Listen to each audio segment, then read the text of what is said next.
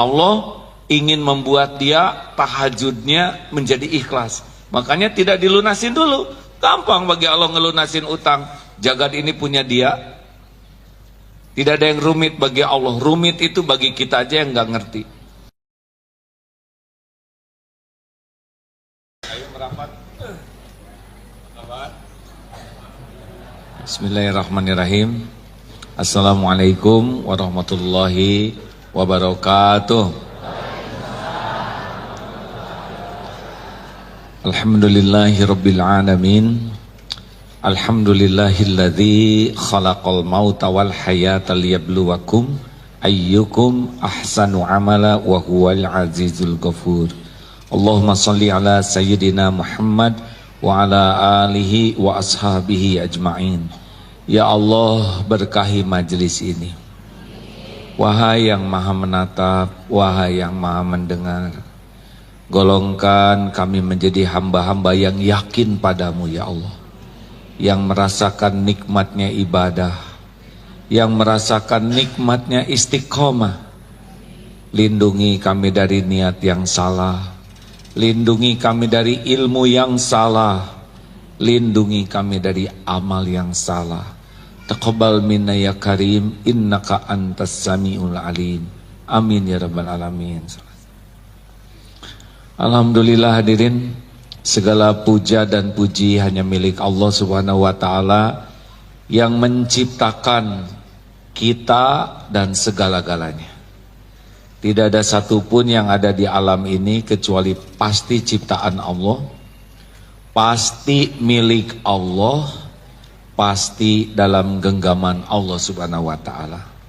Tidak ada satupun nikmat yang bisa datang karunia tanpa izin Allah, dan tidak ada satupun musibah yang bisa menimpa kita tanpa izin Allah.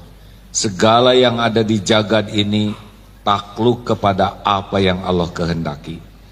Jikalau Allah menghendaki sesuatu, pasti terjadi tanpa bisa dicegah, dihalangi siapapun. Dan bila Allah Subhanahu wa taala tidak menghendaki, maka tidak akan pernah terjadi walaupun diinginkan siapapun. Yang paling nikmat adalah menginginkan yang ada takdirnya, pasti terjadi. Yang paling nelangsa adalah yang ngotot menginginkan sesuatu yang memang tidak ada takdirnya di sisi Allah, pasti tidak terjadi. Maka kalau punya keinginan, inginkanlah sesuatu yang Allah sukai. Jadi tidak jadi, sudah jadi kebaikan. Istikharahlah, karena apa yang kita inginkan belum tentu yang terbaik menurut ilmu Allah Subhanahu wa taala. Apa kabar? Alhamdulillah. Kita lanjutkan nomor 180 ya. Oh, mundur dulu biasa. 179 mengulangi pertemuan yang lalu. Fadhal Ustaz. Bismillahirrahmanirrahim. Kitab Al-Hikam pasal 179 halaman 134. La yakun talabuka tasabbuba ilal ata'i minhu fayakilla fahmuka anhu, bal yakun talabuka li idharil ubudiyyati wa qiyaman bihuquqir rububiyyati. Jangan sampai doa permintaanmu kepada Allah itu engkau jadikan sebagai alat, sebab untuk mencapai pemberian Allah. Niscaya akan kurang pengertianmu, makrifatmu kepada Allah. Tetapi hendaknya doa permintaanmu semata-mata untuk menunjukkan kerendahan kehambaanmu dan menunaikan kewajiban terhadap kemuliaan, kebesaran dan kekayaan Tuhanmu. Mana yang duluan? Doa dulu, pemberian dulu. Waktu kita di rahim ibu nggak sempat doa apa-apa. Jadi beres kita jadi janin tidak? Jawab atuh hadirin. Nggak sempat doa, belum tahu doa itu apa. Waktu bayi apa kita doa dulu atau pemberian dulu? Kita nggak pakai doa tuh. Beres keperluan kita, langsung ibu mengeluarkan air susu.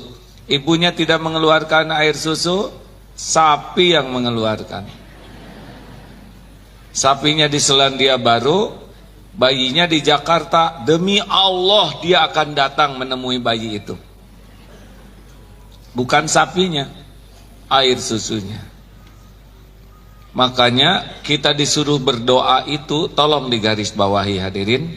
Kalau ingin doanya mustajab, bukan mujarab ya. Kalau mujarab itu salep. Kalau kita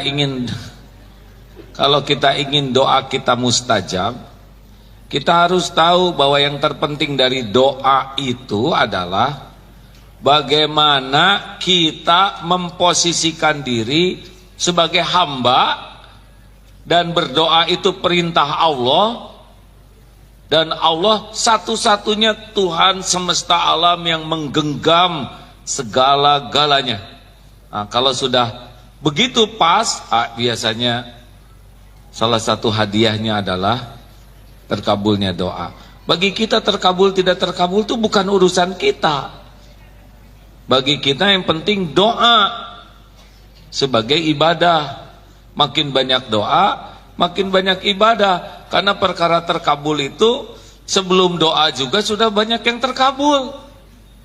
Halo? Ini penting nih hadirin. Rada rumit gak sih? Yang Allah berikan kepada kita sekarang itu melampaui apa yang terpikirkan oleh kita. Bahkan kita tidak tahu keperluan kita yang sebenarnya, tapi tercukupi. Pernahkah minta kedip? Nih Bapak kedip, minta kedip nggak? Bayangkan kalau setiap pemberian Allah harus dengan doa, udah nggak ada lagi kerjaan. Ya Allah tolong kedipkan dengan kecepatan standar, jangan terlalu lambat, nanti tabrakan. Juga jangan terlalu cepat, nggak enak ya, Allah bisa muntah saya. Tolong ya Allah, tumbuhkan bulu rambut saya dengan kecepatan, jangan rametek, jangan dimana, udah sedikit aja. Tolong ya Allah, itu hidung, jangan terlalu panjang bulunya, kurang wibawa, sedikit aja bulu hidung. Aduh ripuh hadirin. Hanya untuk doa permintaan wajah saja kita sudah bingung. Bagaimana menumbuhkan rambut? Rambut itu kan nikmat, yang keluar nikmat, yang di dalam nikmat. Akar rambut itu nikmat dari Allah. Coba kalau ada rambut nggak ada akarnya, cuman sekali kita nyisir ya. Bagaimana ada akar tidak ada rambut? Hadirin sekalian, ini tidak kita minta, jantung berdetak tidak kita minta, jadi miliaran nikmat setiap saat datang tanpa kita minta, dan beres, sempurna. Betul? Ini penting nih, mengerti tidak hadirin ini? Supaya kita tidak terlalu riweuh dalam hidup ini. Jadi jangan suka, ya Allah saya sudah berdoa, jangan rewel. Ini ada orang yang tahajud, doa minta lunas utang, temennya tidak tahajud, temennya lunas. Apa yang salah coba? Ayo jawab. Apakah Allah sayang kepada yang dilunasin atau sayang kepada yang tidak dilunasin? Dia tidak tahajud lunas, kita sudah tahajud belum lunas. Mana yang Allah sukai kira-kira, dia atau ini? Yang tahajud atau yang tidak tahajud? Yang tahajud. Kenapa belum dilunasin? Karena boleh jadi Allah sangat tahu kalau dia dilunasin, tahajudnya juga lunas. Jadi dia tahajudnya itu baru untuk lunas utang. Allah ingin membuat dia tahajudnya menjadi ikhlas. Makanya tidak dilunasin dulu. Gampang bagi Allah ngelunasin utang. Jagad ini punya dia. Tidak ada yang rumit bagi Allah. Rumit itu bagi kita aja yang nggak ngerti. Kalau Allah mau menggampangkan urusan mah gampang. Hadirin, Kenapa dia tahajud? Doa, karena sangat boleh jadi tahajudnya itu hanya untuk hutang lunas. Nah, Allah menginginkan tahajudnya itu untuk Allah, ingin dekat dengan Allah, ingin dicintai Allah. Nanti kalau sudah masuk ke makom itu, maka minta utang lunas itu cuma salah satu suplemen doa, bukan tujuan dari tahajud. Biasanya kalau sudah begitu, mungkin bukan hanya dilunasin hutangnya, tapi diberikan rezeki-rezeki lain yang tidak pernah terduga sebelumnya. Makanya jangan merasa lelah dalam doa, karena doa itu ibadah. Bahkan mukhul ibadah, saripatinya ibadah. Terus saja doa, jangan mengatakan saya sudah doa tapi belum dikabulkan. Untung gak disambar petir juga ya. Model kita ini kan gak ada yang jelasnya. Kita doa itu biasanya baru karena kepepet. Nih kemarin pesawat, ya alhamdulillah sesudah dengar salah satu pesawat jatuh, saya juga naik pesawat dari Solo mau ke Bandung. Di tengah perjalanan karena sedang tidur, ada bunyi keras sekali. Apa ini bunyi? Tapi karena ngantuk tidur. Bangun-bangun menjelang mendarat. Kenapa Husein jadi begini? Asa rubah. Pas dilihat, loh kok balik lagi ke Solo lagi? Baru diberitahu, pesawatnya rusak. Yang lain tegang hadirin. Saya mah tenang weh, diberi nikmat tidur. Masya Allah, tahunya sesudah mendarat banyak yang ke musola sujud syukur. Tidak mendarat di gunung. Nah sesudah ditanya bagaimana, wah macam-macam lah ceritanya. Ada yang kapok, ketika terbang lagi tinggal sedikit penumpangnya. Padahal ajal mah nggak pernah ketukar. Ada yang nanya, mau pindah pesawat enggak? Kalau ini ada jadwalnya mau ini aja. Wah bahaya visi jatuh. Ada nyawa saya mah udah tertentu waktunya, udah tertentu tempatnya. Kalau saya memang harus meninggal di jalan, inilah saya waktunya ngedeketin kematian saya. Tapi kalau ibu mau duluan, ya silakan. Enggak ngomong gitu ke orang lain. Alhamdulillah buktinya masih hidup. Hanya memang di pesawat jadi rada banyak zikir. Yang di depan saya ngaji terus. Apalagi ketika kencangkan ikat pinggang atau ikat pinggang apa? Sabuk pengaman karena cuaca. Allahu Akbar, subhanallah, alhamdulillah. Kita mah perlu goncangan untuk zikir tuh. Ngaku aja bola, ibu juga kan kalau ada goncangan memperbanyak zikir tuh ya. Ya Allah, suami saya gitu. Biasanya enggak gitu-gitu amat. Makanya goncangan dalam keluarga tuh menyolehahkan. Makanya kalau tidak mau dikasih goncangan, mumpung nyaman, zikrullah. Allah kan maha tahu kita tuh zikirnya tuh kalau lagi kepepet, maka dipepet terus. Ada dua jalur, satu dengan sabar, dua dengan syukur. Makanya kalau lagi diberi nikmat tuh sujud syukurnya yang banyak. Boleh jadi nanti Allah memberi tambahan karunia terus, karena Allah lihat kita ini lebih banyak zikrullah dalam keadaan lapang. Kalau naik pesawat zikirnya hanya waktu goncang, ya ada kemungkinan goncang terus. Tapi kalau naik pesawat dari awal sudah baca Quran, dengerin merotal, tidurnya dalam keadaan zikir, nggak ada goncangan, tapi sibuk berzikir. Boleh jadi itu menjadi orang yang diberikan banyaknya kelapangan, karena lapang juga jadi zikir. Jelas hadirin? Makanya jangan suka zikir kalau kepepet aja, nanti dipepet loh. Teruskan. Kalau doa sudah terkabul jangan ujub. Alhamdulillah ya. Padahal tadi saya ngedoanya tuh kurang serius. Oh, ujub hadirin.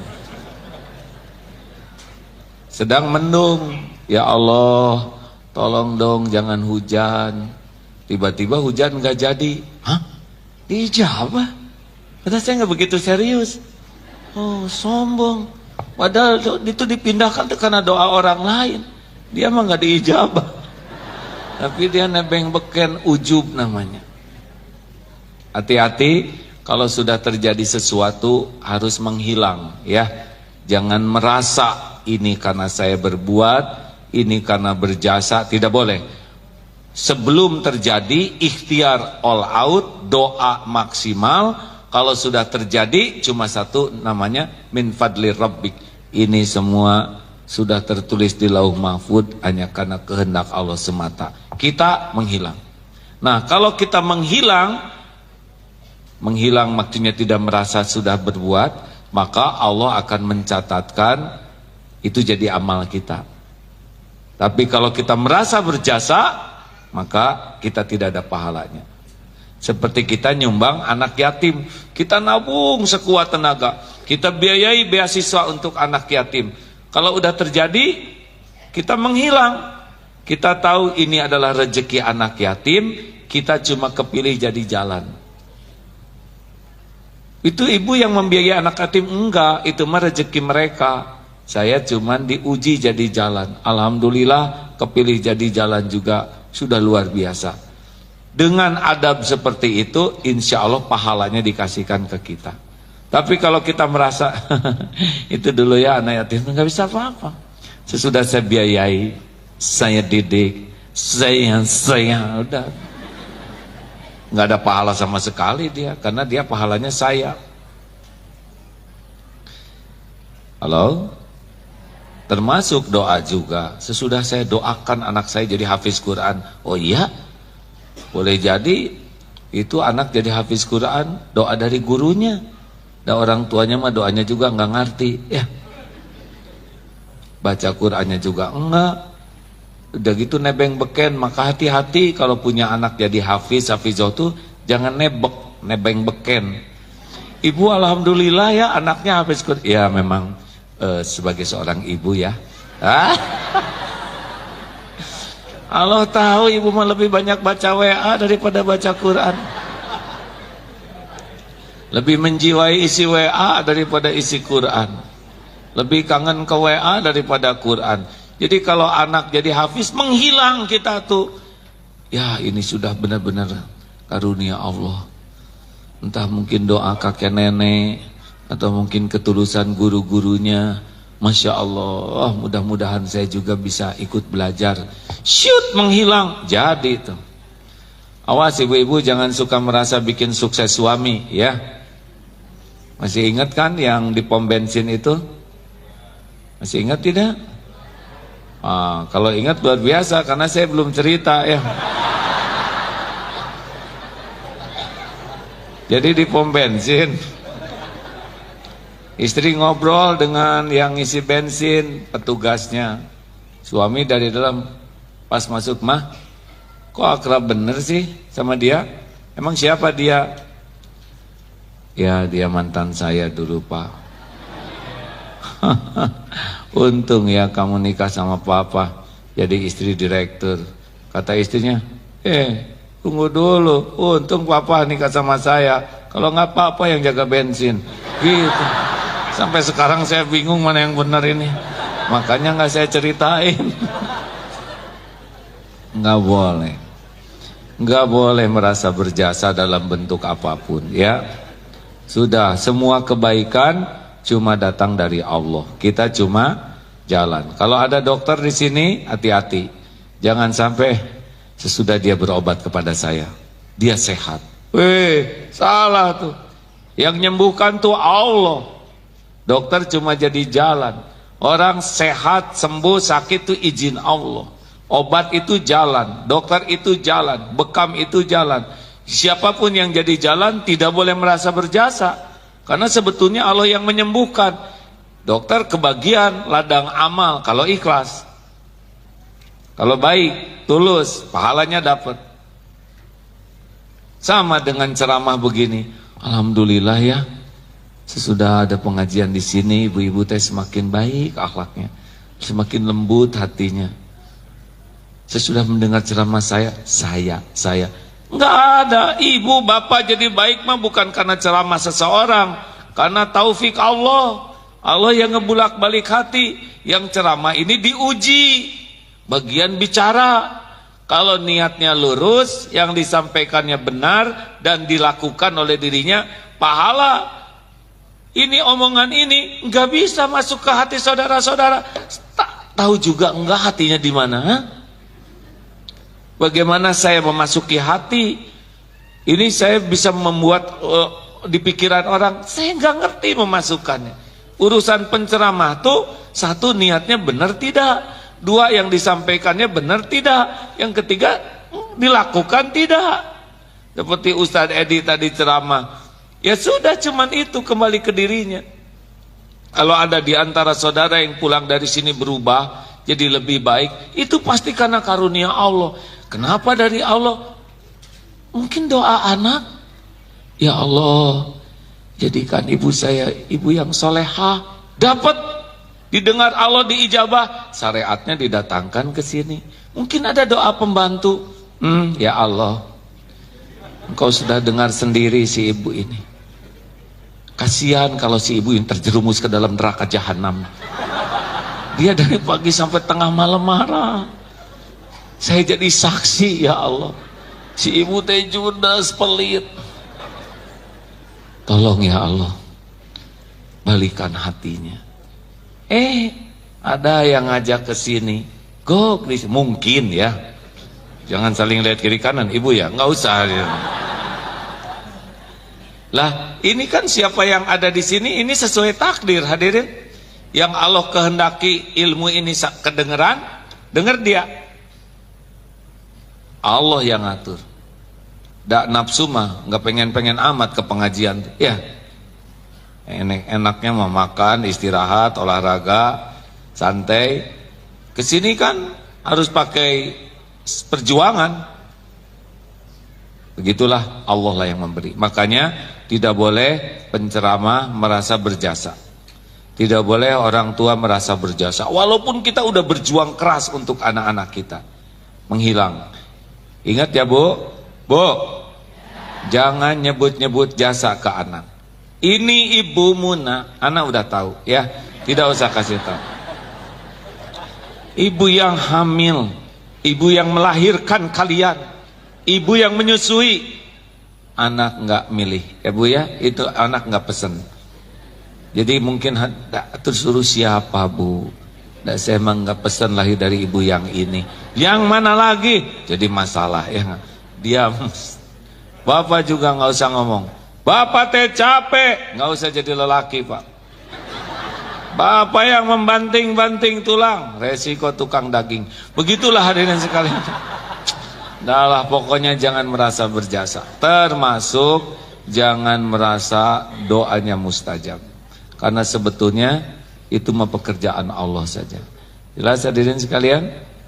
Sekaligus laporan kepada jamaah, alhamdulillah hari Jumat yang lalu, Jumat yang lalu, masjid yang di Perth itu sudah resmi jadi masjid. Alhamdulillah. Sebuah gereja yang oleh Allah diubah jadi masjid. Masya Allah. Amazing. Tahu amazing? Saya niru aja orang kan. Mau tahu kalau Allah mau menjadikan itu mudah Pak. Saya dengar perjuangan para senior di Perth itu untuk membangun masjid. Lama sudah beli, ada yang susah, ada yang tertipu dan sedemikian rupa. Tapi kalau Allah mau mewujudkan, Allah ya yang mewujudkan ya. Kami ke sana cuma jadi jalan. Ada gereja tuh mau dijual. Ayo kita lihat, pinjam kuncinya, masuk ke gereja, doa. Ya Allah, semuanya milikmu. Tempat ini milikmu. Jadikan tempat bersujud padamu. Ya gitu aja. Harganya sekitar 7,5 miliar. Mahal atau murah? Ya, nggak ada apa-apanya bagi Allah, ya. Alhamdulillah saya mah nggak begitu pusing tentang harga, Pak. Kalau Allah mau ngasih mah nggak ada yang murah, nggak ada yang mahal, ada aja. Syariatnya bagaimana? Sesudah doa sama-sama, ada beberapa teman yang pengusaha yang ikut punya tabungan ada lah. Daripada ditabung semua sini pinjemin 1 miliar, satu, insya Allah nanti dibayar lah oleh Allah, ya. Ini serius, ada siapa lagi yang bayar? Memang garansinya insya Allah saya tanggung jawab, ya. Tapi Allah yang ngebayarin dalam hati tanya, Allah masa beli rumahmu saya yang bayar, ya. Satu lunas $700.000. Ini cerita ya Pak. Dalam kurang lebih 2-3 minggu kumpul store sana, alhamdulillah. Tapi kan pinjam, ya. Lalu Allah ngebulak-balik hati, kata yang minjemin teh, nggak usah dikembalikan semua, segini aja. Ya saya 500 tuh nggak apa-apa. Yang satu lagi, masa saya minjemin ke Allah, uangnya juga milik Allah. Ya sudah semua, teng. Jadi tinggal sedikit tuh, hutangnya tuh Pak. Ada hutang ya, tinggal. Allah ngasih jalan macam-macam sekali. Ada tamu, saya ini kena sakit, asam lambung meningkat. Ya. Atau berobat, ya saya sudah berobat kemana-mana, tapi belum juga sembuh. Kalau gitu di ruqyah Bu, siapa tahu mungkin ada jin yang memang harus didoain supaya pergi. Dan sedekah, kirim aja dalil sedekah, 1 miliar tuh hadirin. Itu dari masuk angin, enter win. Serius. Jadi sekarang saya kalau nyari yang masuk angin nih. Ada lagi pengusaha ayam, ayo kita bisnis sama-sama. Enggak, akhirnya paruh-paruhan modal, ya hanya untuk 1 kandang misalkan. Transfer ke sana dana untuk modal, kata yang pemilik itunya. Udahlah, mending transfer lagi 1,5 miliar, jadi untuk lunas saja. Jadi dari ayam itu sebagian ada. Luar biasa. Apa tuh? Kalau Allah mau, kita juga ada yang Rp50.000, ada yang Rp100.000, gak ada masalah. Karena tidak ada amal yang kecil kalau ikhlas tuh. Ya, yang membuat besar kecilnya amal itu kan ikhlas atau tidak. Coba kalau nyumbang 100.000 besar atau kecil? Besar hadirin. Karena uang dia 150.000. Tuh kan kita beda-beda dititipi rezekinya oleh Allah. Jadi kalau kita nyumbang besar, sekarang dia nyumbang 1,5 miliar, tapi uangnya 1 triliun, ada apa-apanya segitu ya kan? Mobilnya aja satunya misalkan 10 miliaran. Jadi kita nggak usah kecil hati dengan jumlah, karena kita tidak tahu yang mana yang diterima oleh Allah tuh. Nah itulah laporannya. Jadi ini masjid siapa? Ya masjid milik Allah. Kalau kami ya cuman kepilih jadi jalan. Tidak boleh merasa berjasa. Kalau merasa berjasa tidak ada pahalanya. Baik, selanjutnya cukup itu. Menyebut cukup sudah takut berhenti. Selanjutnya 180. Pasal 180. Kaifa yakunu talabu kallahiki sababan min ata'ihi sabiqi. Bagaimanakah mungkin permintaanmu yang datang belakangan itu dapat menjadi sebab pemberian Allah yang telah diputuskan lebih dahulu? Nah ini memang ilmu berat ya. Kalau tidak hati-hati membaca ini membuat kita jadi buat apa dong saya doa, buat apa saya ikhtiar. Analoginya gini, waktu kita di rahim ibu, kita belum bisa apa-apa sama sekali. Tapi kan pemberian Allah sempurna, benar? Jawab hadirin, benar hadirin. Saya sih tidak memerlukan jawabannya, cuman gimana gitu kalau nanya terus cari cingwet asa tiis. Jawab atuh hadirin. Apa tadi pertanyaannya? Oh rahim. Itu rahim itu, maaf, pada waktu lihat istri di sesar itu dijahitnya tuh 7 lapis tuh. Berarti kita tuh ada di tempat yang sangat-sangat tersembunyi di dalam. Dan cukup itu semua keperluan kita. Nutrisi untuk jadi tulang, untuk jadi kulit, jadi rambut, jadi hidung, jadi ginjal, jadi yang di dalam boro-boro kita orang tua aja nggak tahu, ibu aja nggak tahu kan keadaan janin, Bu? Jawab atuh, Bu. Tuh, Bapak apalagi sudah diam hadirin. Bapak mah nggak ngerti apa-apa janin. Ibu nggak ngerti gimana. Makanannya juga nggak ngerti. Coba yang ngidam itu jengkol, dorok-dok, pete, cireng, empe-empe, bandros. Dari segi nama mustahil jadi bayi itu hadirin. Gimana dari jengkol jadi manusia? Han? Ini siapa yang ngatur di dalam rahim ini? Masuk, dihancurkan, dipilih nutrisinya lewat plasenta, jadi tersusun detik demi detik tuh. Kalau sampai enggak beriman ke Allah, emang tidak boleh emosi, emang bodoh hadirin. Kalau lihat bayi sampai enggak ingat ke Allah tuh, itu enggak begitu jalan akalnya. Gimana ini? Harusnya ini gimana di rahim? Gimana sel sperma bisa ketemu dengan sel telur? Padahal dia nggak ngerti apa-apa. Gimana bisa berbelah di tempat yang tersembunyi dan sempurna jadinya? Kenapa waktunya ngepas 9 bulan keluar? Enggak, sugan 7 bulan. Saya 7 bulan tapi ya lumayan kan? Normal. Kenapa enggak 12 bulan? Ngepas semua, waktu demi waktu tuh. Keluar ke bumi, gak ngerti apa-apa, gak ada yang ngajarin, bisa nangis. Kan gak ada pelajaran nangis dari guru, dari orang tua kan. Apakah dokter bilang, dokter, gak ada. Bayi nangis, menyusui, dari air susu jadi tulang, membesar. Gimana ini kan? Ibunya gak ada air susu, pakai air susu sapi, sama kita ngegede, tanpa mengandung sifat-sifat kesapian. Sugan belang gitu, bulu atau tiba ekor sinteng. Alhamdulillah. Padahal saudara sesusuan nggak kayak gitu. Saudara mengerti kenapa manusia tidak boleh nikah dengan sapi? Kenapa? Karena beda jenis. Saudara sepersusuan, beda jenis. Sederhana jawabannya hadirin. Lanjut. Jadi sebetulnya lihat perjalanan hidup kita aja kita udah yakin nih. Oh ada yang ngurus nih kan.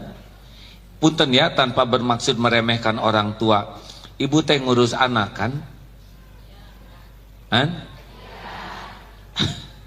Saya menghargai ya. Tapi dah nggak seberapa dibanding pengurusan Allah, Bu. Ibu memakai jengkel-jengkel, mandiin juga cur, pincur. Ada yang pakai semprot.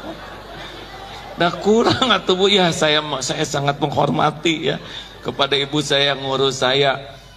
Itu sudah luar biasa untuk ukuran manusia, tapi tidak semua mah diurus oleh Allah. Tuh. Nyuapin juga. Terus ibu yang gede. Bandingkan dengan pengurusan Allah, sempurna setiap saat tanpa kita tahu apa-apa. Benar? Sampai detik ini pun hadirin sekalian, kita teh diurus oleh Allah tuh setiap saat sempurna. Kita bahkan tidak tahu apa yang kita perlukan. Bagaimana kita bisa minta, tahu juga enggak yang kita perlukan. Betul? Jadi jangan takut dengan persoalan hidup ini. Karena persoalan yang kita hadapi ini jauh lebih persoalan yang kita hadapi jauh lebih cetek dibanding persoalan yang ada di tubuh kita dan diurus oleh Allah setiap saat. Sekarang apa persoalan? Mas, persoalannya apa yang dianggap berat sekarang? Jawab. Cepat. Bingung kan? Hutang? Emang berat kalau itu sih.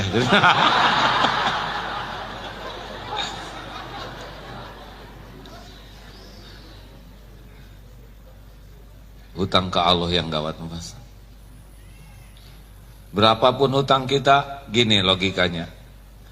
Orang ngasih utang ke kita itu pun izin Allah. Kalau itu terjadi mudah, apa sulitnya Allah ngebayar, benar? Dan kalau Allah mau membayar utang kita kan tidak harus selalu sesuai rencana kita. Banyak jalannya. Tiba-tiba ada yang bayar zakat, ini spesial untuk bayar utang. Ada tuh Pak, bapak-bapak yang berzakat besar. AA tolong sampaikan ini kepada orang yang sedang dililit hutang. Bapak kenapa zakatnya khusus untuk yang dililit hutang, yang lain-lain sudah, tapi ini buat yang dililit hutang. Karena saya sudah ngerasain deritanya dililit hutang. Jadi saya bertekad kalau Allah melunasi hutang saya pengen melunasi sebanyak mungkin orang yang berhutang. Lunas itu sebagian. Ada juga, kalau Allah mau ngelunasin utang kita Pak, tinggal dibalikin aja hati yang ngutangin. Aneh. Saya sebetulnya kesini mau nagih, tapi melihat wajahmu jadi prihatin. Udah halal, beres. Loh iya Pak, saya juga ngalamin dilunasin seseorang. Pikir mana pernah punya utang. Dulu ada punya utang, telepon, Pak saya masih punya utang. Masa iya dulu waktu. Yang betul lumayan apa? Enggak, udah halal, beres kita. Betapa mudahnya Allah melunasi hutang. Berat itu karena kita belum ngandelin Allah. Kita lebih sibuk dengan akal, perhitungan, daripada sibuk dengan berjuang supaya Allah nolong kita. Iya kan? Gimana nih, saya harus kerja ini, harus kerja itu, harus melakukan. Allahnya nggak pernah disebut. Sholat telat, ngaji cuman satu ayat, Bismillahirrahmanirrahim, Yasin, Shadaqallahul Adzim.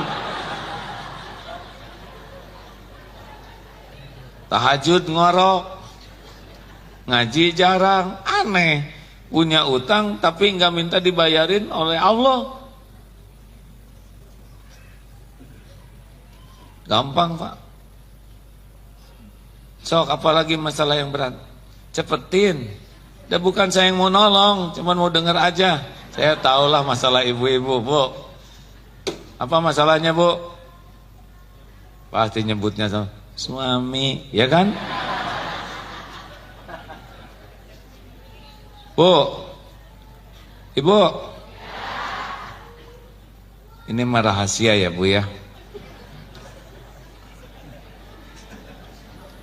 Ibu teh Bu, jangan centil di depan suami teh, gak ngepek.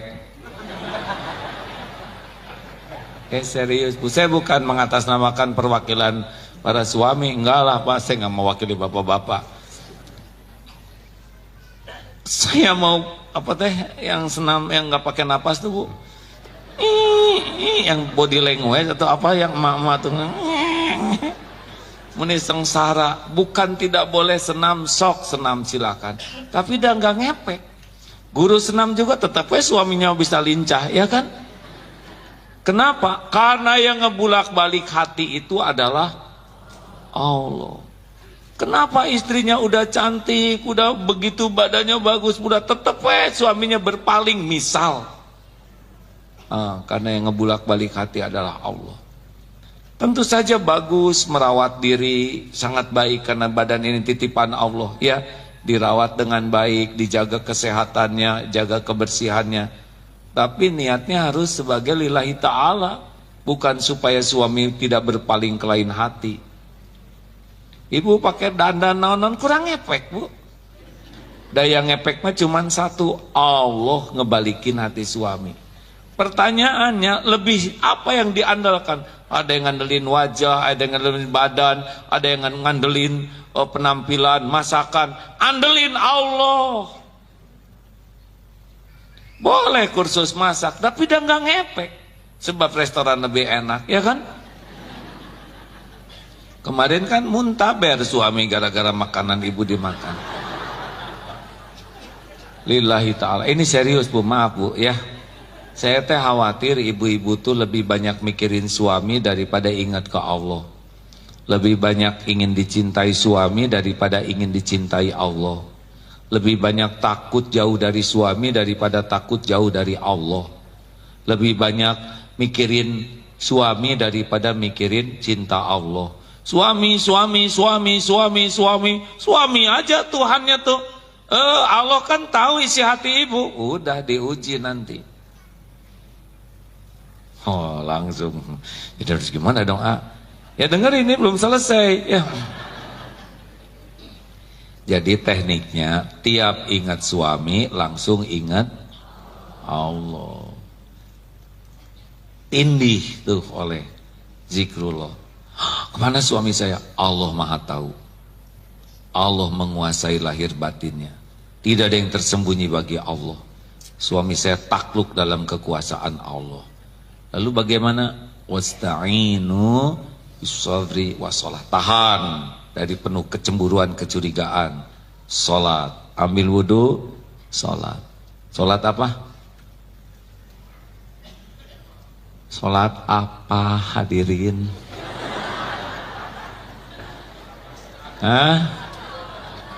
Apa? Sudah main hajat wae, tobat dulu. Salat, kemudian tobat. Apa yang harus dimintai ampun? Ya Allah, ampun. Doanya ada, Allahumma inni a'udzubika min an usyrika bika syai'an a'lamu wa astaghfiruka lima la a'lamu. Ya Allah, saya berlindung kepadamu dari menyekutukan Engkau dengan sesuatu yang saya tahu, dan saya mohon ampunanmu dari apa-apa yang tidak saya tahu. Minta ampun, jangan sampai ternyata kita menuhankan makhluk. Itu kan dosa besar.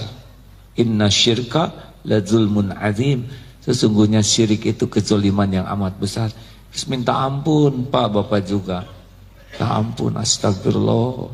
Ya Allah, ampun, saya lebih banyak mengingat makhlukmu daripada Engkau. Ampun. Allah tahu. Ini hambanya ngaku nih. Innallaha yuhibbut tawwabin wa yuhibbul mutatahhirin. Allah sangat mencintai orang yang tobat dan mensucikan diri.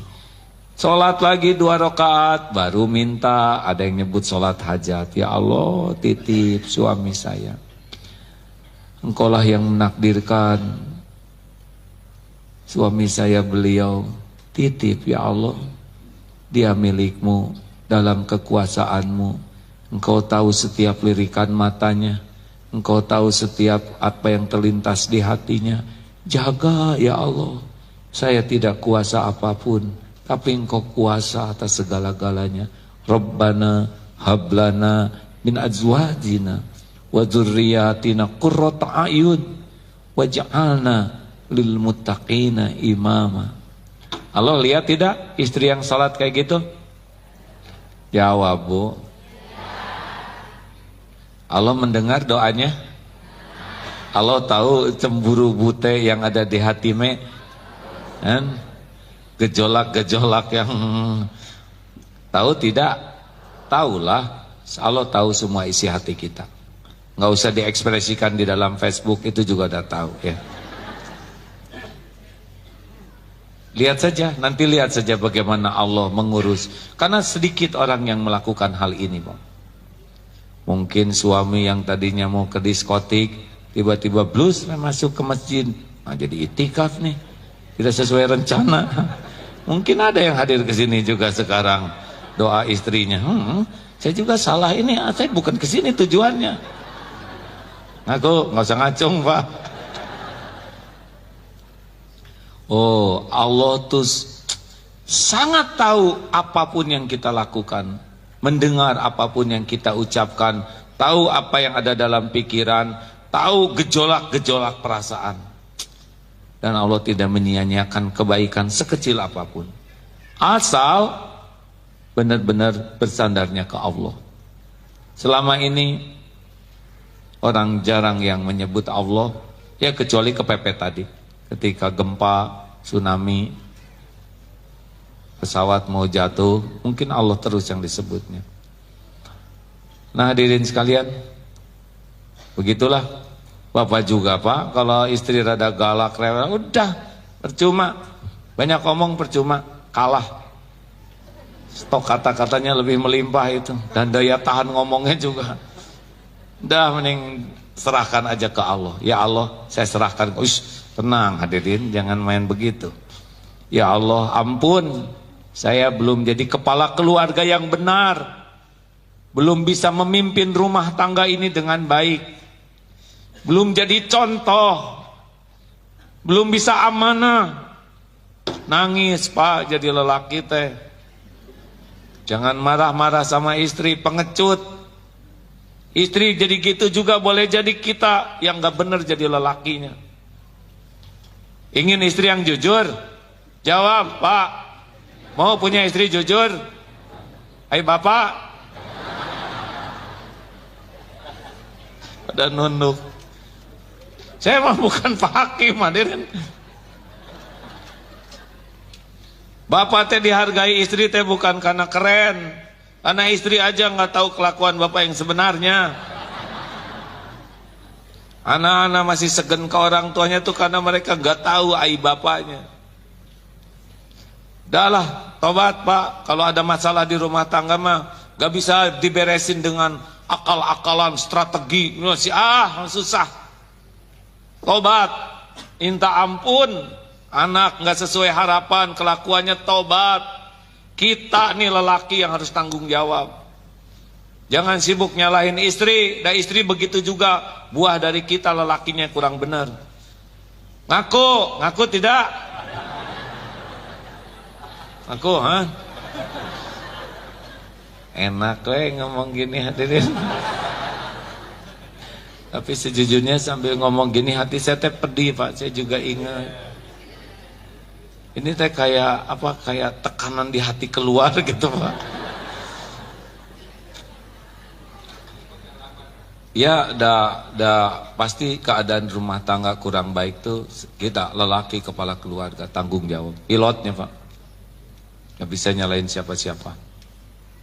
Kalau wanita dihisab dia sendiri yang dihisab, kita dihisab juga dosa istri. Kalau gara-gara kita itu kalau satu, ya makin banyak makin lama hisabnya. Makanya udahlah satu aja Pak cukup, repot. Kecuali yang udah garisnya kayak saya ini ya. Biasa aja ketawanya hadirin. Kalau udah tahu garis-garis mana gimana? Setiap orang juga jangankan segede gini, daun jatuh aja tertulis di Lauh Mahfuz ya. Masa saya nggak ada catatannya? Udah nggak boleh emosi. Begitulah hadirin sekalian. Sok segitu aja cukup atau Oh sekarang mau dikasih bonus ya, bagaimana melakukan perubahan diri, bonus nih ya. Sudah diamalkan belum baca Qur'annya 1 hari 1 juz?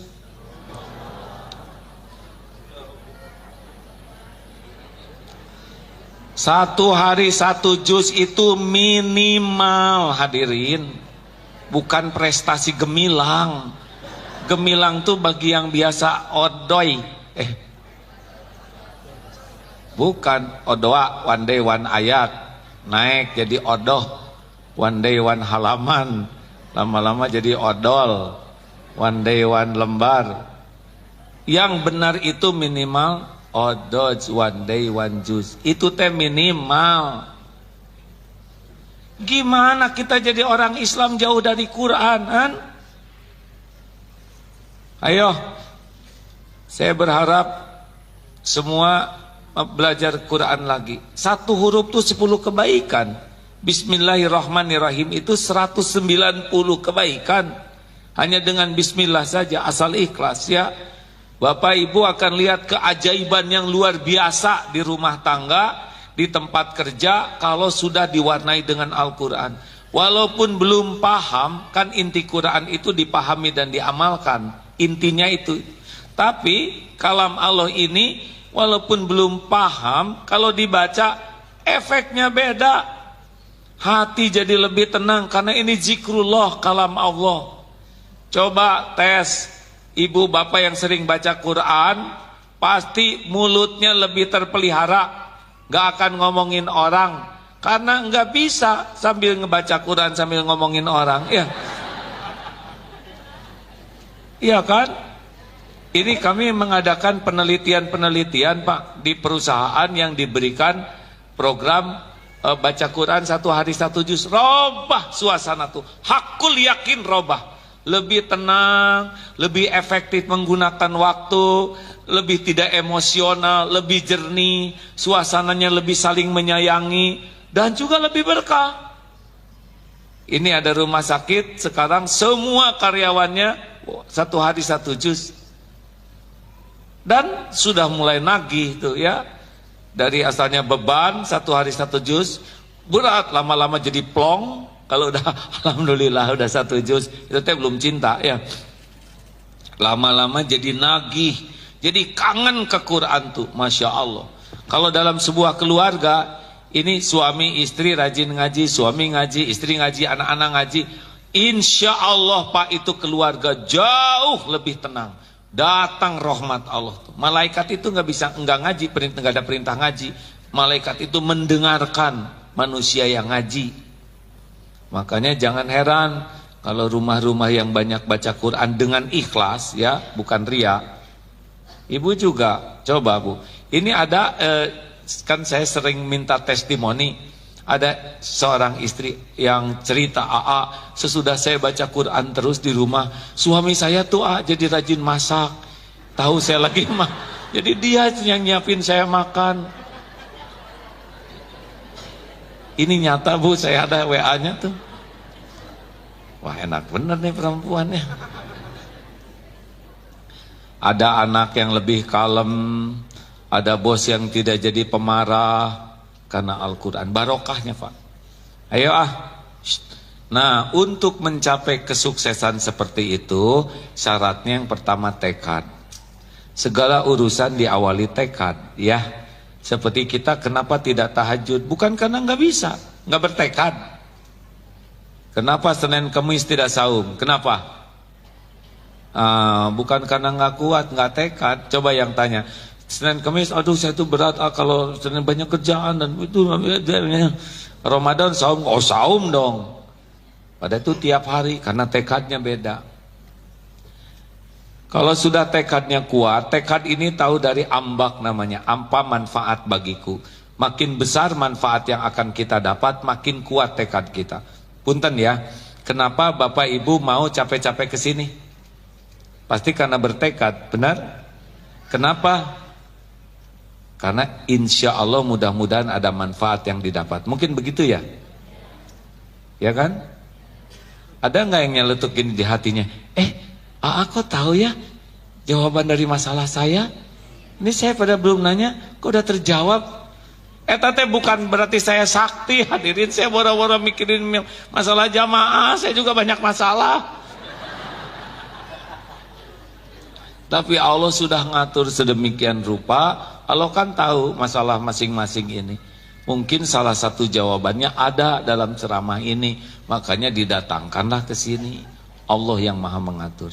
2, kalau sudah bulat tekad, misal ingin melakukan perubahan, mulailah dari kesuksesan kecil. Jadi jangan suka kemaruk sehingga kita jadi putus asa. Saya mau baca nih Quran sehari 15 juz, pasti kapok ya nggak? Karena berhasilnya cuma 5 ayat. Saya ingin tahajud semalam suntuk, pasti cuma sekali-kalinya, karena besoknya dikerok, kapok. Seperti yang pengen push up, saya pengen push up 50, merengkel besok teh, kapok. Namanya juga kesuksesan kecil. Jadi kalau ingin bisa push up 50 sekali set, mulai dari 5. Tapi sukses. Nanti senang hati kita tuh. Naik nanti jadi 7. Sama baca Quran juga. Dicicil aja. 1 halaman, ada waktu 1 halaman. Karena kalau sekaligus 20 halaman, mungkin yang belum terbiasa berat, ya. atau setengah halaman. Pokoknya ada rasa sukses. Sukses kecil inilah yang akan membuat kesuksesan besar. 3, dibuat jadwal yang tetap kalau ingin melakukan perubahan tuh. Misalkan bangun tidur, baca doa apa? Allahumma barik lana, makan lagi. Alhamdulillahiladzim. Bangun tidur terus stretching. Amalkan, kucing aja kan nyontoin kita, ya kan? Coba lihat kucing bangun tidur stretching. Stretching itu dari kucing mungkin hadirin.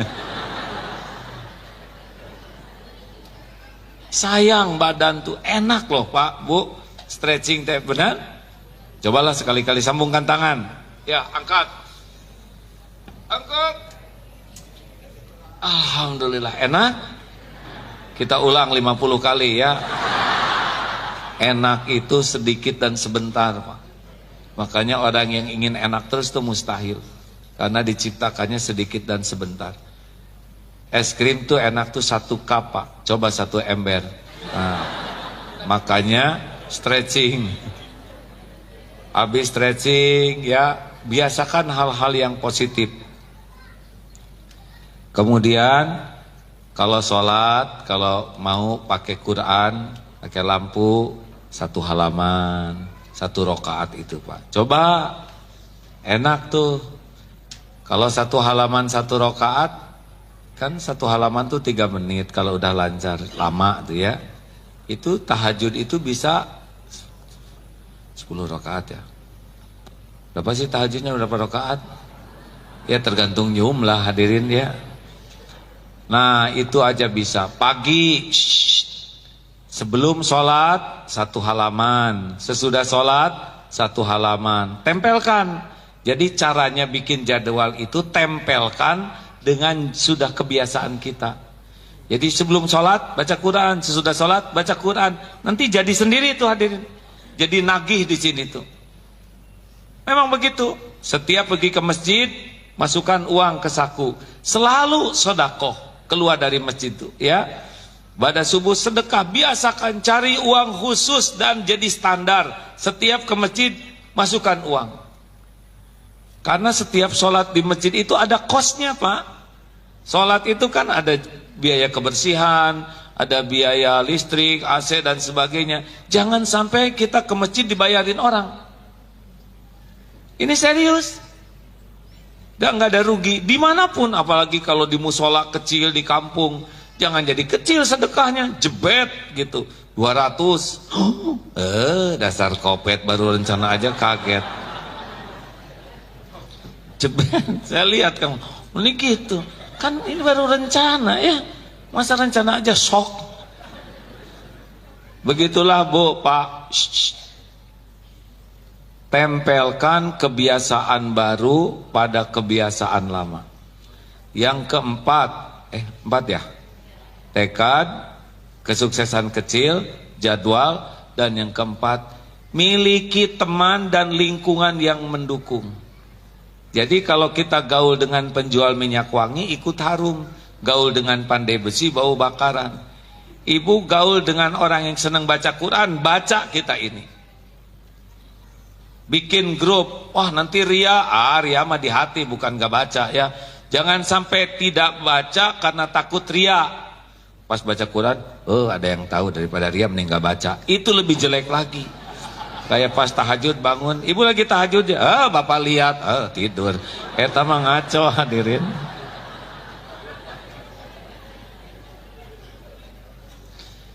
Yang terakhir, kalau ingin bisa berubah, ajak orang lain ya.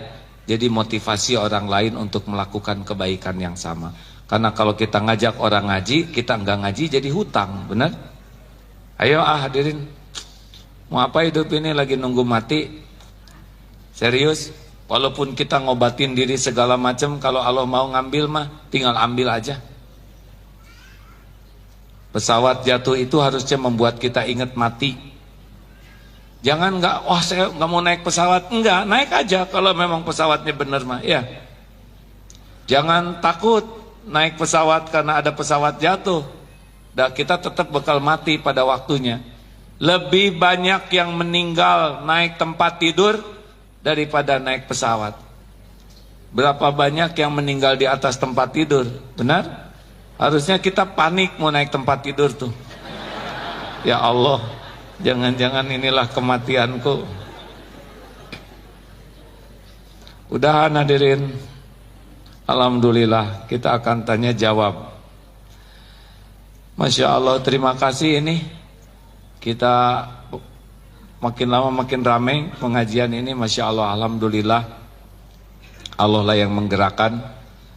Kita akan bersodakoh ya, sambil kita tukar pikiran tanya jawab. Duhur jam 10.38, 11.38. Ada 10 menit kita tukar pikiran sebelum kita tutup dengan doa. Ada yang akan bertanya? Ya, baik, disilakan kepada jamaah sekalian. Ada satu tuh teteh di sana. Dua. Lelaki mah nggak usah nanya lah, ya. Kita udah tahu sama masalahnya lah. Ya teh, ini punten.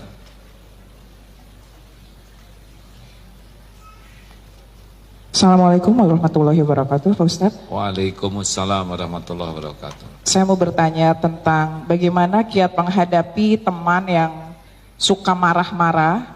Kalaupun marah sampai lempar barang kayak gitu, bahkan membawa pisau untuk melukai kita.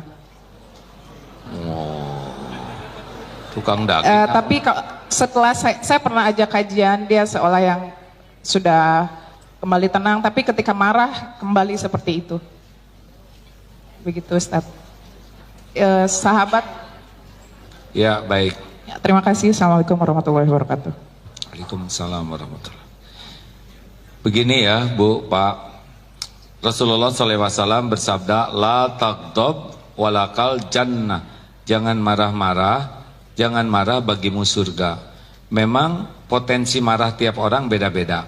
Ada yang latar belakangnya keluarga pemarah, maka anaknya juga memiliki sifat mudah marah. Ini serius, Pak. Ada juga yang lokasi, ada juga yang orang lebih mudah marah karena, maaf ya, merasa diri lebih dari yang lain. Jadi potensi marah atasan ke bawahan lebih besar daripada bawahan ke atasan.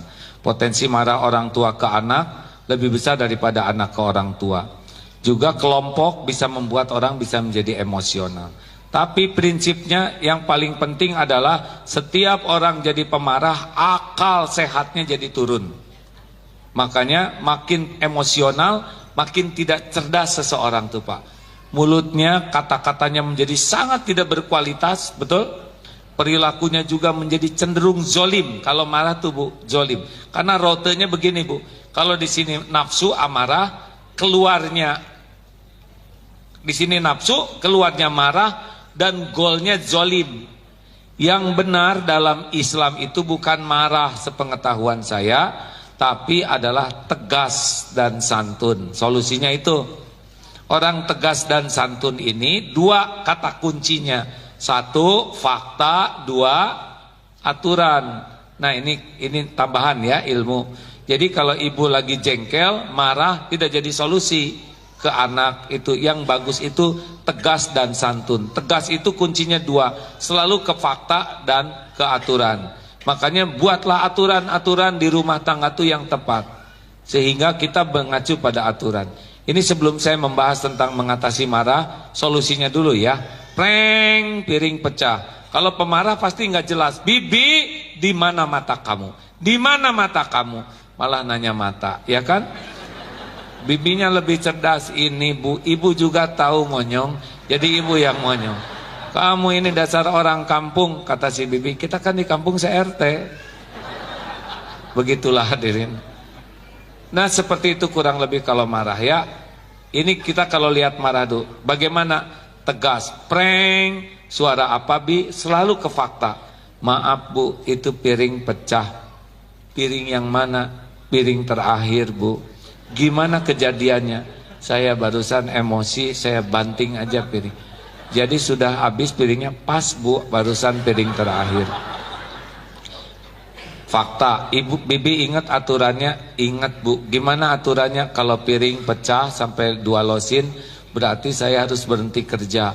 Udah 2 losin kan Bi? Iya, artinya apa coba Bi? Artinya saya harus berhenti kerja dari rumah ibu. Bi, maaf ya, itu kesepakatan kita. Ini lumayan ada sekedar pesangon. Mudah-mudahan Bibi dapat kerjaan yang lebih baik. Terima kasih selama seminggu Bibi kerja di rumah saya. Banyak kesan yang mendalam. Idealnya begitu ya. Fakta dan aturan. Sama ke anak juga gitu. Buat aturan di rumah. Udah kesana gak usah. Kamu ini gak nurut ke mama. Mama tuh capek. Itu marah. Gak ada gunanya. Harusnya ini aturannya. Mama bukan sebel sama anak, adek, tapi mau sebel sama HP. Pecahin HP-nya. Sebelum ada HP, adek baik sama mama. Sesudah pegang HP, adek jadi nggak baik. Jadi mama nggak marah sama adek, tapi marah sama HP-nya. Kalau HP-nya jelek, mah udah nggak apa-apa ya. Kalau bagus mah sembunyiin. Bagaimana kalau kita melihat orang marah? Minimal jangan membuat mancing marahnya, ya. Yang kedua, secara psikologis kita harus bersyukur, bukan kita yang jadi pemarah. Yang ketiga adalah doakan. Karena dan nggak usah jawab apa-apa kalau sama orang marah. Karena orang marah tuh sangat tidak siap melihat jawaban apapun. Ya. Jadi bagusnya begini katanya teorinya. Kalau ada yang ngambek tuh gini tuh. Set ih. Nah, begitulah, tangkap. Bapak tuh capek tahu. Jangan ngomong, apalagi saya, Pak. Udah berantem itu. Bapak tuh capek. Iya, Pak. Saya ngerti pasti berat jadi seorang suami. Nah gitu. Apalagi buat siapa saya capek ini. Saya semakin paham tanggung jawab sebagai suami. Duh, mudah-mudahan jadi. Bapak tuh sebetulnya sayang kepada kalian semua. Insya Allah Pak, saya akan berusaha sekuat tenaga untuk bisa memahami semua. Terima kasih kalau udah bisa paham. Ini lumayan ada cek. Aduh ya, cek monopoli ada. Nah itu secara sederhananya begitu Bu teorinya ya. Tapi prakteknya tidak sesederhana ini. Biasa aja ketawanya Pak. Harus dilatih. Tapi intinya jangan memancing kemarahan. Dan jangan membakar kemarahan. Redakan. Harus mau mengalah kalau menghadapi. Karena berdebat itu walaupun benar tidak dibenarkan. Berdebat itu cenderung nafsu. Tugas kita kalau lihat orang marah adalah meredakannya. Ingat baik-baik ini ya. Walaupun kita benar, mengalah aja. Karena yang penting reda dulu. Kalau sudah reda, kita baru bisa bicara dari hati ke hati. Kita benar nih, kita disalahkan, diem aja. Karena membantah juga tidak menyelesaikan masalah. Itu sih kira-kira Bu teorinya. Tetapi temani, didoakan. Nah kalau lagi begitu mah lari aja Bu, bawa pisau mah ya kan. Atau pakai baju itu, baju besi. Rada hati-hatilah kalau gitu ya. Satu lagi terakhir, maaf ya teoritis sekali. Dan menghadapi begini, teh itu udah ngacung duluan. Mengalah ya Bu ya. Itu saya lihat teteh itu ngacung dari tadi. Maaf ya, niatnya sudah, kalau ngambek deh. Oh ya saya harus reda. Oh iya Bu, saya terima kemarahan Ibu ya. Hatur nuhun, Ya. Assalamualaikum warahmatullahi wabarakatuh. Tadi yang seperti A sampaikan, kalau kita lagi merasa jauh dari suami atau punya perasaan gak enak atau takut ada apa-apa sama suami, kita segera lakukan sholat taubat, terus sholat hajat. Nah, apakah ada waktu yang khusus untuk melaksanakan sholat itu?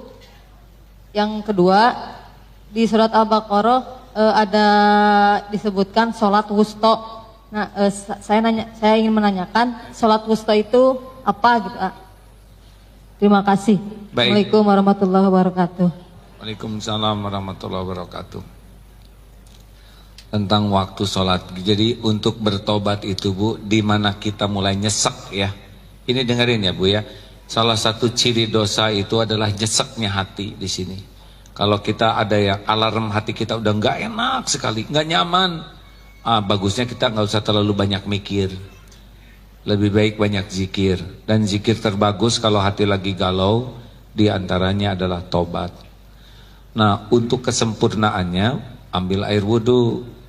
Kapanpun itu mah, ya, karena tidak terikat dengan waktu. Gitu Bu. Pokoknya udah galau, nggak enak hati, udah nggak usah banyak omong. Jangan suka curhat di medsos. Peringatan ini ya. Hasil penelitian yang kurang jelas, 80% tidak peduli kepada penderitaan kita. 17% yang baca puas melihat penderitaan kita. Rasain loh. 3% lainnya adalah malu lihat kelakuan kita. Gini-gini aja dicurhatin. Jadi 100% gagal ya. Jangan suka pasang di status penderitaan diri. Orang yang suka membeberkan penderitaan diri ke sembarang orang, itu orang yang tidak ridho kepada Allah. Udahlah, terima episode ini ya, ada waktunya. Hujan pasti berhenti, badai pasti berlalu, gempa pasti udahan, malam pasti berganti menjadi siang. Ciri dekatnya siang adalah dekatnya malam. Jalanin we hidup maya, show must go on. Apa artinya? Dilarang merokok. Ustaz Edi, silakan Ustaz. Baik. Tentang sholat usto, sholat artinya sholat, usto pertengahan. Kenapa dikhususkan dalam Al-Quran, hafidhu ala sholawat usto, jagalah sholat usto. Karena sholat ini ada peluang untuk kita lalaikan, bahkan tinggalkan. Makanya para ulama menjelaskan secara khusus pendapatnya tentang sholat wusta. Di antaranya adalah sholat wusta itu adalah sholat asar. Jadi sholat pertengahan antara duhur dan maghrib, maka asar itu adalah sholat wusta. Sering kita lalai, bahkan dulu pernah terjadi peperangan. Peperangan ini telah melalaikan sholat asar karena saking sibuknya, dan itu juga mengambil hikmah banyak pelajaran. Pertama, bahwa memang kita boleh diakhirkan kalau memang darurat. Jadi Rasulullah itu pernah, bukan lalai kalau beliau pasti, karena situasinya sangat mencekam sehingga tidak memungkinkan untuk di awal sholatnya, sehingga menjelang maghrib baru beliau sholat. Maka turun ayat untuk pertama jaga sholat wusta. Kemudian ada juga yang mengartikan sholat wusta itu adalah sholat subuh, karena ini juga berpeluang untuk kita cenderung lalai melakukannya. Banyak keutamaan tentang sholat wusta ini kalau kita bisa menjaganya. Bahkan kalau saya dapat amalan, pokoknya sholat asar, subuh itu jangan sampai dilakukan di akhir, karena di situ banyak keutamaan. Baik, terima kasih. Al-Fatihah. Alhamdulillahirabbil alamin, arrahmanirrahim, maliki yaumiddin. Iyyaka na'budu wa iyyaka nasta'in, ihdinas siratal mustaqim, siratal ladzina an'amta 'alaihim ghairil maghdubi 'alaihim waladdallin. Amin ya Allah. Allahumma shalli wa sallim wa barik ala sayyidina wa maulana Muhammad wa ala alihi wa ashabihi ajma'in. Alhamdulillahirabbil alamin. Ya hayyu ya qayyum bi rahmatika nastaghits. Ya arhamar rahimin, irhamna ya Allah. Duha ya Allah yang maha menatap, berkahilah jamaah ini ya Allah. Berkahilah sisa umur kami ini. Ya Allah, ampuni sebanyak apapun dosa dan maksiat yang kami perbuat sepanjang hidup ini. Ampuni ya Allah sekelam apapun masa lalu kami. sehitam apapun kehidupan yang pernah kami jalani. Ampuni kemusyrikan kami. Ampuni semua kemunafikan kami ya Allah. Ampuni ya Allah segala kezoliman kami kepada orang tua. Ampuni kezoliman kami kepada keluarga, kepada anak-anak. Ampuni dosa yang terang-terangan. Ampuni maksiat yang sembunyi-sembunyi kami perbuat. Ampuni ya Allah dosa yang berulang-ulang. Padahal kami tahu itu dosa. Allahumma inna nas'aluka taubatan nasuha wa taubatan qablal maut wa rahmatan indal maut wa magfiratan ba'dal maut. Allahumma hawin alaina fi sakaratil maut wan najata minan nar wal afwa indal hisab. Allahumma inna nas'aluka husnal khatimah wa na'udzubika min su'il khatimah. Allahumma yassir lana umurana wa hasil maqasidana. Ya Allah, catatkan siapapun yang hadir ini menjadi hamba-hamba yang Engkau cintai. Karuniakan kepada kami nikmat iman, nikmatnya ibadah ya Allah. Cukupi kami semua hanya dengan rezeki yang halal, yang barokah. Lepaskan kami dari lilitan hutang ya Allah. Jangan biarkan kami mati berhutang. Ya Allah, berikan pendamping terbaik yang menantikannya. Karuniakan kepada kami rumah tangga sakinah. Jadikan pendamping hidup kami, penguat iman kami, penguat amal kami. Titipkan keturunan yang lebih baik, keturunan yang soleh, solehah, hafizah. Rabbana hablana min azwajina wa dhurriyyatina qurrata a'yun waj'alna lil muttaqina imama. Sembuhkan jamaah yang sedang sakit ya Allah ya Syafi. Berikan kelapangan bagi yang dihimpit kesulitan ya Fattah. Berikan jalan keluar yang membuat Engkau semakin ridho.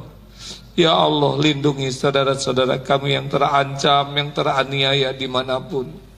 Juga tolonglah saudara-saudara kami yang ditimpa musibah. Allahumma gfir lil mu'minina wal mu'minat wal muslimina wal muslimat al ahya'i minhum wal amwat. Berkahi masjid ini ya Allah. Berkahi siapapun yang menjadi jalan wujudnya rumahmu ini. Berkahi siapapun yang memakmurkannya. Ya Allah, istiqomahkan kami. Jangan cabut nikmat iman ini ya Allah. Jangan cabut keislaman kami. Ya muqallibal qulub, tsabbit qulubana ala dinik. Istiqomahkan kami sampai husnul khotimah. Rabbana atina fid dunya hasanah wa fil akhirati hasanah wa qina adzabannar. Subhana rabbika rabbil izzati amma yasifun. Wassalamun alal mursalin. Walhamdulillahi rabbil alamin. Subhanakallahumma bihamdik asyhadu alla ilaha illa anta astaghfiruka wa atubu ilaik. Assalamualaikum warahmatullahi wabarakatuh. Waalaikumsalam warahmatullahi wabarakatuh. Terima kasih ya atas ilmu yang telah diberikan. Jamaah sekalian yang dirahmati